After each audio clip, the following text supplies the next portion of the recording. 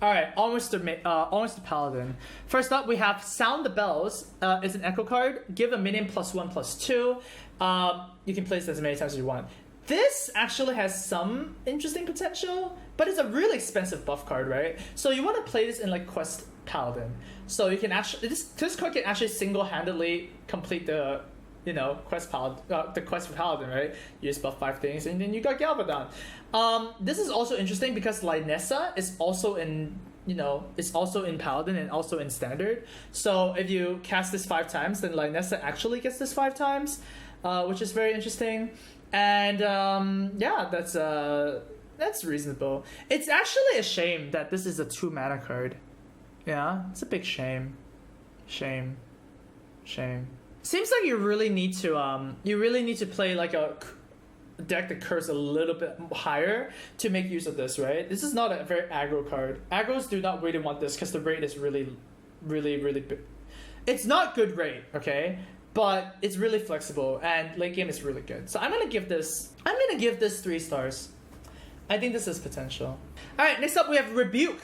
For 2 mana, you get a spell that says enemy spells and cost 5 more next turn. Man, this I feel like this could actually be pretty sweet. It's like a Lotheb. It's a 2 mana 0/0 Lotheb, right? So it actually does not affect the board. But the fact that it actually can stop your opponent from, say, wiping your board if you're playing aggro, or going off if they're actually a combo deck, I think this has a little potential.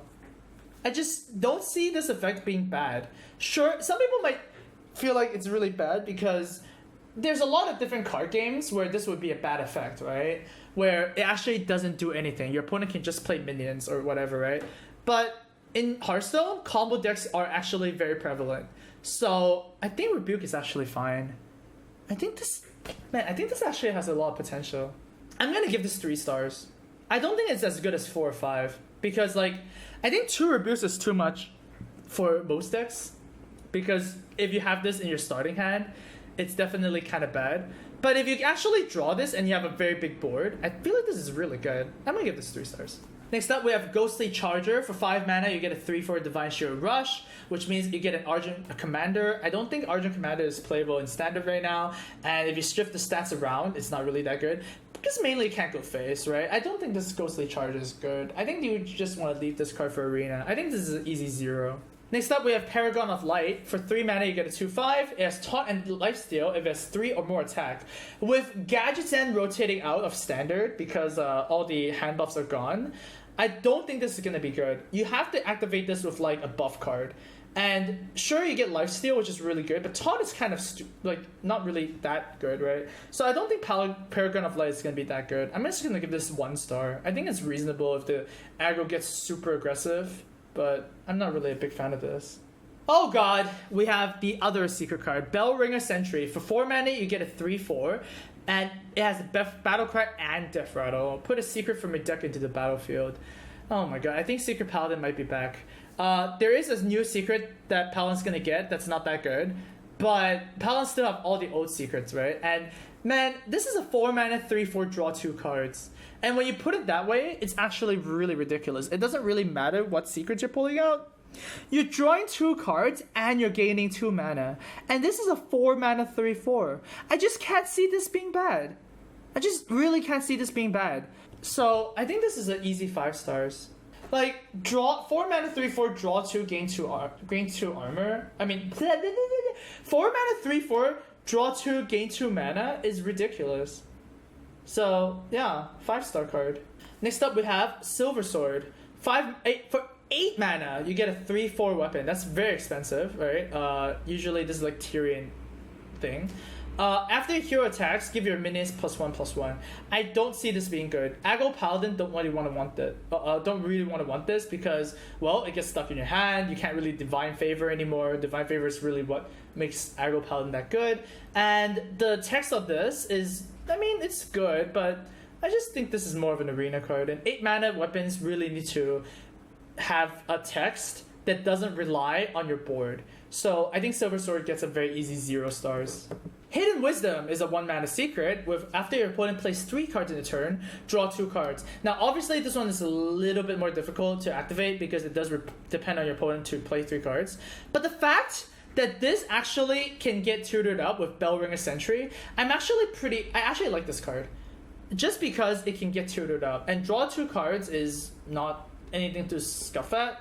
1 mana draw 2 is great. So I think Hidden Wisdom is actually reasonable. I'm going to give this 2 stars just because you can fetch it with Bellringer Sentry. If Bellringer Sentry is not in the same set as this, I'm going to give this 0.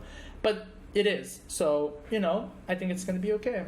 Cathedral Gargoyle is a 2-mana 2/2 with Battlecry. If you're holding a dragon, gain Taunt and Divine Shield. Wait, what the heck? How did Dragon Paladin suddenly come into the meta? This card is like super confusing. Obviously, you're getting a shielded mini bot, but then you have to play Dragon Paladin, and Paladins don't have dragons? So, like, what? I just don't see this happening. This is a good card. So, think of this as like a 4-star card, but we're in a 0-star meta. We're in a 0-star expansion right now because there are no dragons. This card is going to be really good if they make more dragons next expansion. But for now, this is unplayable. But if Dragon Paladin is the deck, this is a 4-star card. Very, very, insane, right? Mini bot. Next up, Glass Knight. 4 mana 4/3 Divine Shield, which is pretty good. And whenever you restore health, it gains Divine Shield back. I just don't really see restoring health being a thing in Constructed. Sure, you can use True Silver Champion, which is probably the best way to activate this. But, like, you know, 4 mana 4/3 repeatable Divine Shield, it could be good, right? Especially if you put something like a Spiker Steed on it. So I think this is reasonable. I don't think this is bad. Mid-range Paladin might be a thing. Do you really want to play Even Paladin? I mean, Even Paladin would play this, right? You play Gin Greymane, you have like the Dude Makers, and you have all the good 4-drops, right? You have you have Consecration, you have Equality, you have True Silver Champion, you have Spiker Steed. So I think Glass Knight is just for the Even Paladin. And I think Even Paladin is reasonable. So I think Glass Knight does have a little potential. I'm going to give this 3 stars. Oh, you also get Call to Arms with the Even Paladin. Oh my god, Even Paladin is looking really good, right? Call to Arms is also an Even card. Nice. Alright, finally we have Prince Liam. For 5 mana, you get 5/5 with Battlecry. Transform all 1-cost cards in your deck into legendary minions. Man, I feel like this could actually be pretty funky, right? You can play an odd-cost deck with Prince Liam, right? You get the upgraded hero power, and then when you play this, you get to actually change all your 1-cost cards into really big stuff. I think this is actually pretty funky, right? Like, odd-cost Paladin might actually be a thing. And you just put in all the good 1-drops.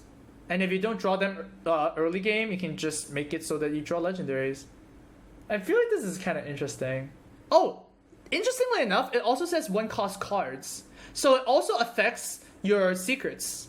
So after you're done with the secret things, you can just transform them into legendary minions. I don't know. I feel like this is pretty good. This is better than Prince Malchezaar because it doesn't actually affect your deck building, right? Like, you don't actually get 5 random cards in your deck. You actually get the legendary minions when you play Prince Liam. So, man, I think this card has a lot of potential. I like this. Man, I actually like this. I'm gonna give this 4 stars. I think this is actually has a lot of potential, even though it's random. Alright, okay, fine, let's be realistic, okay? Random legendaries are not really gonna make competitive Hearthstone. I'll give this 3 stars, but it's a 4-star in my heart. Prince Liam is a 4-star in my heart, okay? Alright, onwards to my favorite class, of course. It's the Priest. Starting off strong with Squashling. 2 mana 2/1 with Echo, and Battlecry restore 2 health. I think this card is bonkers. How is this card not bonkers? 2 mana 2/1, restore 2 health. Like, obviously that's not really good. But the fact that this has Echo means that this is ridiculous, right? So for 10 mana, you can restore 10 health to yourself against aggro decks. You have an Akina on the field. You can actually deal 10 damage however much you want. And you can also restore your minions' health with this. Dude, I think this is bonkers. I think this is 5 stars. I actually think this is insane. There's no way that Priest doesn't want this card in their decks. This is ridiculous. I think this is ridiculous. I'm so glad that Priest actually gets a very good 2-drop, right? Like, you look at the history of Hearthstone, and Priest never gets a good 2-drop. Funny enough, though, this 2-drop you can't play on 2. So I guess it does kind of fulfill the similar meme that Priest 2-drops can't be played on 2. But this card is just amazing. This is an amazing card, man. Next up, we have Divine Hymn. 2 mana, you restore 6 health to all friendly characters. Obviously, Holy Light is put to shame because this card is just utterly just wipes the floor with this. How good is this exactly though? Well, it's not really that insane, right? Like you get a 6 heal for yourself, you get a 6 heal for your minions. Why do you want to heal your minions anyways when you're playing priest? I just don't see this being that good, and yeah, I just don't really see this being that good. So I'm gonna give this 1 star. It's still reasonable, but I just don't see this being that good. Okay, next up, Quartz Elemental. For 5 mana, you get a 5/8 Elemental. I feel like this is bad because it has a very bad tag. Can't attack while damaged. This is just never gonna attack. I mean, you can heal it up, but then you have to heal up every single turn you want to attack with it. No, I'm really off this card. The upkeep cost of this is too high. I hate this. I hate this card. I think this is 0. Holy Water is a 5 mana, deal 4 damage to a minion. If that kills it, add a copy of it to your hand. So it's a kind of a weird take on like a steel card. So 5 mana, deal 4 damage. You can actually get more than 4 health cards with this, right? You just need to damage them a little bit before, and then you get to steal their card. I'm not really quite sure if you really want to do this, because you need to draw your opponent's minions, right? Yeah, I'm not really big on this. Man, I feel like this is too corny. Like, what cards do you want to take from your opponents? Anyways, like the Void Lord. Just, oh man, I'm off this. I'm really off this. I think this is a 0. I don't like Holy Water. I think this is a 0. Next up, we have Coffin Crasher. For 6 mana, you get a 6/5 Death Rattle card that summons a Death Rattle minion from your hand. Okay, this is crazy. This is actually crazy. How is this not crazy? This is like a Void Caller on crack, okay? 6 mana, 6/5. When it dies, you get to pull out a Death Rattle card. And this is probably better than Void Caller. I mean, this is different from Void Caller, right? Void Caller is cheaper, and it summons demons for your combos of like Mal'Ganis way back then, right? Coffin Crasher, not only does your opponent can't kill it, it's a 6/5. Trades really well, and it also goes face really well. I think this is insane. Like, your opponent doesn't really know what to do. If they kill this, you get like a free obsidian statue. Like, oh my god. I think this is a little ridiculous. I think Coffin Crash is really good. I'm gonna give this 5 stars. Next up, we have Night Scale Matriarch. 7 mana, 4/9, which is a really weird stat line. Whenever a friendly minion is healed, you summon a 3/3 whelp. So it counts all your friendly minions. It doesn't count your opponent's minions, it doesn't count your face. Man, I feel like that this card is really good in a grindy matchup, right? Your opponent kind of has to deal with this. But if your opponent deals this immediately, then it's not really that good. You need to play this and you need to heal immediately, which is really a hard ask for a 7-drop. So, yeah, I'm kind of off this. It is another dragon for the dragon deck, right? But then the good dragons are rotating out, right? Draconid Operative is gone now. Netherspire Historian is also gone. You still have Dustbreaker, so at least that's something. I feel like you need to do very cutesy stuff with this, like Pyromancer, Circle of Healing, and stuff like that. I'm not really big on this card. I think this card is kind of shitty. I'm gonna give this 2 stars. I mean, the effect is really good, but it's so expensive. Next up, we have a Vivid Nightmare. For 3 mana, you choose a friendly minion, and then you summon a copy of it with 1 health remaining. I can't see this being bad. This card is just fine, right? So obviously the best way you can play this is Lyra, 2 Radiant Elementals, Vivid Nightmare your Elemental, Vivid Nightmare your Elemental, and then you have 4 Elementals with a Lyra, and then you can just go off. Interestingly enough, you can also do like Lyra, Radiant, Vivid your Radiant, and then Vivid your Lyra, so you get 2 Lyras, and you can double go off. Although the double Lyra doesn't really make sense because you're gonna run out of hand space. I don't know. I feel like this is good. Plus, you can also use this in like Resurrect Priest and stuff like that, right? I mean, just dude, cards like these always are gonna make it, right? We see Molten Reflection being a good card in Mage, and I don't think this is any exception. I think Vivid Nightmare is good. We're gonna give this 4 stars. Next up, we have Glitter Moth. Do you want to play an odd Priest? Well, if you want, you can play this 5 mana 4/4 with Battlecry. If your deck has only odd cost cards, which, well, Baku deck, right? Double the health of all your other minions on the board. I mean, what is Odd Cost Priest anyways? Man, Odd Cost Priest, this one is a little bit weird. Because you have to play a Temple Priest.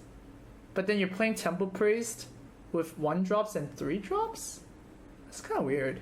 That's kind of weird. I mean, the Glitter Moth does synergize a lot with... the Glitter Moth does synergize a lot of the hero power, right? Because you make your health... makes health bigger.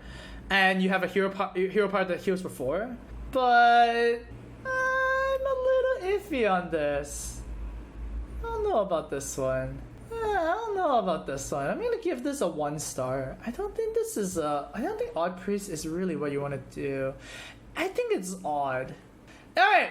Now, finally, we have some legendaries. Chameleos is a 1-mana 1/1 beast.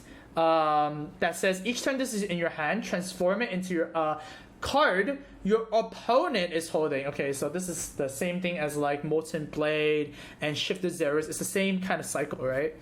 But instead of getting random cards, you're getting a card your opponent is holding. So this is an interesting scouter as well. You can actually see what your opponent is holding and play around that a little bit, which is nice. And this actually gets to become a good card. The problem of Shifted Zeros and Molten Blades is that there are some unplayable cards. When your opponent is building a deck, the card they have in their hand is probably going to be playable. So I feel like this is kind of fine. The main problem of this is that if you're against something like a Q block or whatever, then it's not going to be that good because they have a lot of cards that only benefit them, like Dark Pact, like Cabal Lackey and stuff like that, right? So I think this has a little bit of a asterisk in that it's good, but there are some matchups where this is really dead. So I'm going to give this 4 stars. I don't think this is as good as to be a 5 stars. Alright, and now we have Lady in White. 6 mana 5/5 that casts Inner Fire on every minion in your deck. So then they have attack equal to the health. For 6 mana 5/5, it's actually not asking... I mean, it does make your deck really insane, right? It doesn't affect cards on the board or in your hand. So that is a big drawback, right? But yeah, I mean, that's a big attack buff that you don't need to rely on your Inner Fires anymore. And you can play stuff like, you know, big health creatures and have it be pretty interesting. I don't know. It's a build around card, obviously. I'm going to give this 3 stars. I think this is just a normal card. I don't think this is, like, going to break the game or anything. Alright, onwards to Rogue. Rogue is getting Echo and Thief cards, yeah? Starting with Cheap Shot. For 2 mana, you get an Echo card that deals 2 damage to a minion. Now, this card is pretty damn good, right? Like, you compare this to Forbidden Flame, and this card is just so much better. It activates off spell power, so your Thalnos gets better. You can also split it across any number of targets you want. I think Cheap Shot is just great. I think this is a 3-star card. I think if you want to, you know, curve a little bit higher with Rogue, then this is great. Next up, we have Blink Fox. For 3 mana, you get a 3/3 with Battle Cry. Add a random card to your hand from your opponent's class. I mean, I don't know. I think Blink Fox is insane. It's better than Huckster, and that's saying a lot. And Huckster was such a good card, right? 3 mana, 3/3.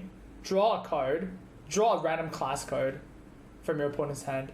From your opponent's class, I mean. This is 5 stars. This is ridiculous. I just don't see how, like, every Rogue deck is just gonna play this. This is ridiculous. 3 mana, 3/3, draw a card. That's absolutely ridiculous. Plus, the cards that you're gonna randomly draw are also going to be, are also gonna synergize with the other cards we're gonna see. This card is ridiculous. Cutthroat Buccaneer is a 3 mana 2/4 pirate. Combo gives your weapon +1 attack. So definitely very awkward because you need to combo this out.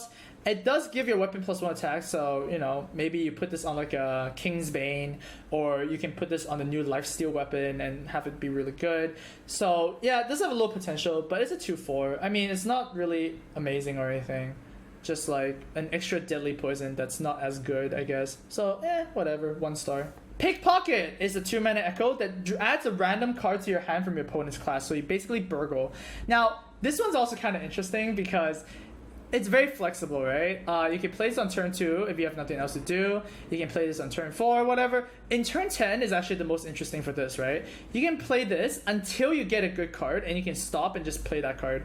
So you turn 10, Pickpocket, and then you get like an Alakir, and then you just play the Alakir and you'd be happy with it, right? Synergize really well with the Rogue Legendary they're going to see later, obviously. But I think Pickpocket has a little bit of it's just good because it provides value. Very bad against combo decks for sure, but good against like a really mid-range or just a value matchup, right? So I think Pickpocket's great. I'll give this 3 stars. Mistwraith, for 4 mana, you get a 3/5 minion with whenever you play an Echo card, gain +1/+1. So obviously this can snowball really hard because Echo cards echo themselves. So Mistwraith gets +1/+1 for each Echo card you play. Yeah, which can get really good. Tempo Rogue could be actually a thing because imagine if you play Mistwraith with like Cheap Shot, right? Cheap Shot becomes give a minion +1/+1, deal 2 damage, right? So really, really good. This is an effect that can also be duplicated with Questing Adventurer. So if you play Questing Adventurer and Mistwraith, you have redundancy. And what if you have 2 Mistwraiths on the board, you know? So I think Mistwraith has a little bit of potential, especially with all the Echo cards that Rose are going to get. I think this is fine. We're going to give this 3 stars. Cursed Castaway is a 6 mana 5/3 pirate with Rush. When she dies, you draw a combo card from your deck. This is so expensive. It's a Starfire, right? You trade something off, and then you draw a combo card. Sure, it does fetch exactly a combo card, but I feel like it's super expensive. Doesn't even go face. I'm not really sure I'm in love with this card. And Pirate Rogue is not really a thing anyways, right? So I think this is not that good. I'm gonna give it 1 star. At least it still does something, right? Starfire is a 1-star card. Okay, onwards to Spectral Cutlass. With 4 mana, you get a 2/2 lifesteal, and whenever you play a card from another class, gain +1 durability. Now, lifesteal from a weapon, we know is pretty bonkers, okay? Lifesteal from a weapon is really, really good because you just keep on, you know, getting life. How do I put this? So, the Paladin Death Knight is... oh my god, the names, dude.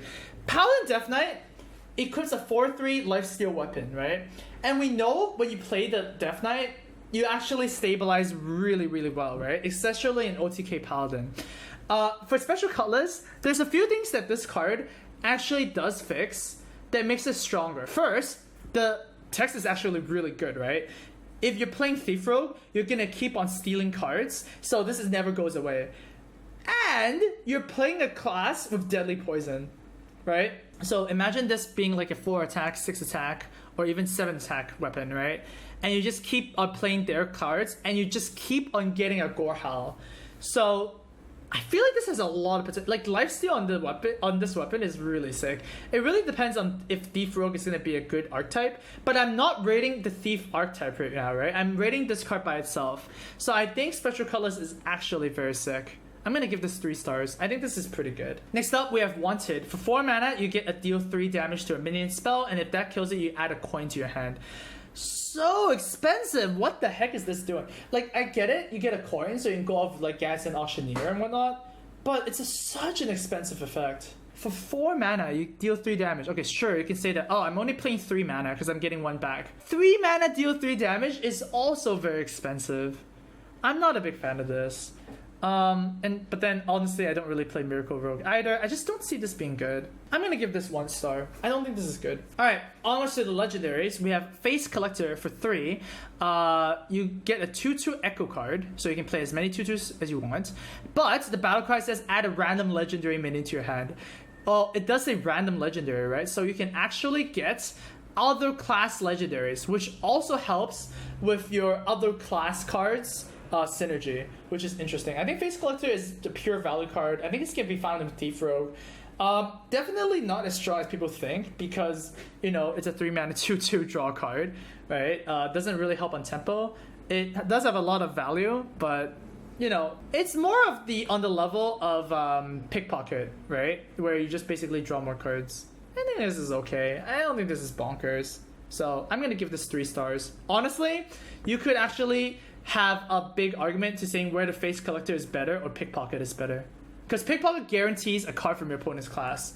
Whereas Face Collector, it's a legendary, it's good, but you know, there are also some very shitty legendaries. And finally, we have Tess Greymane. 8 mana 6/6. Battlecry. Replay every class from another class you play this game. This card is ridiculous. How is this card not ridiculous? Okay, so you're playing Thief Rogue, and then this is your Yogg-Saron. that not only affects spells, it affects cards as well, okay? Imagine you're playing against, oh, I don't know, you're playing against like a druid, okay? And you play their Druid of the Claw, you play their, I don't know, you play their swipe or something, and you play Tess, and they all come back. That's ridiculous. That is absolutely ridiculous. I think Tess is insane in the Thief Rogue package. And I think this is actually the card that will make the archetype work. This card is just so overstated and so pushed, right? Obviously, you're going to lull a little bit if you're facing against the mirror match. But hey, there's also a little hidden secret here too, by the way. If you play the Thief Rogue and you steal your opponent's Death Knight, you change your class. And then you play Tess, you actually replay all your rogue cards as well. 5-star card. Easy. Tess is insane.